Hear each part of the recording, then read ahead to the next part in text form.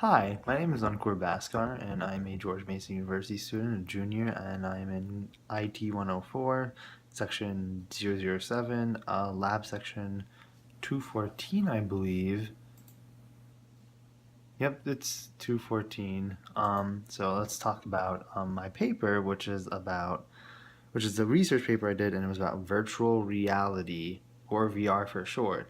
Now, what it was, virtual reality, just to kind of get that out of the way, is it's a form of media in which technology, which you put on, well, not necessarily a helmet, but you can, and it's something that where you can kind of just like see through, either a goggles or a set of a headset where you kind of be like in this virtual world because always how you see on TV shows like like cartoons where you put on where like the characters or whoever are just kind of like in like these helmets and arcades or whatever, and they just can kind of see the virtual world and they can kind of you know be like they're in it.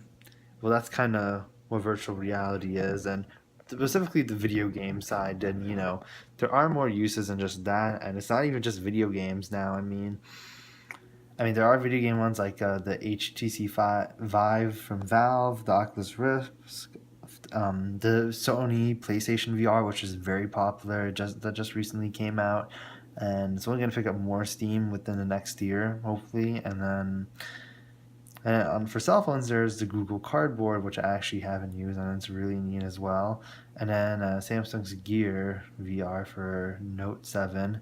And so here's the thing about VR, though, and this is kind of where I get more into the research paper, is that it has been used for more than just technology. It's been around for a lot longer than what most people realize. It's been around since the 20th century, and it's been used in architecture, engineering, and even the medical fields in certain areas at certain points. And like I said, a lot of it is used for gaming, but it's more than just entertainment, though. The U.S. Armed Forces has spent billions of dollars on it to help people who are in the military use it for combat purposes to help them fight and how to use different weapons and reload, and also to test out different military strategies to see if one route or one way of going about a mission works. So some very interesting stuff.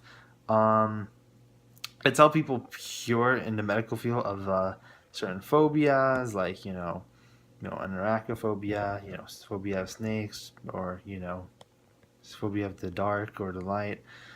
Um, and it's even helped people cure Parkinson's disease, which is something very important, especially nowadays. And even in some cases, it has helped to treat people with Alzheimer's, where they put them in like a world where it's like either childhood memory or even just walking down the street, and it has helped people memorize certain names, use better wording, and even change sleep patterns for the better.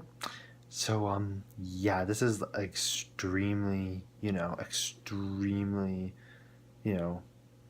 groundbreaking technology. And so it's even helped help treat some kids with ASD, and that's also been something that, as ASD research continues, whether it's, how the spectrum works, or, the amount of misdiagnosed people with that, or, even in terms of treating people, well, this could be something in the right direction as well. And on the entertainment side, you have things like Final Fantasy 15 that's coming out this year that's going to have certain VR segments. That'll be very pretty neat. You have like Until Dawn, an Until Dawn game, which is based off a very popular PS4 exclusive that came out last year.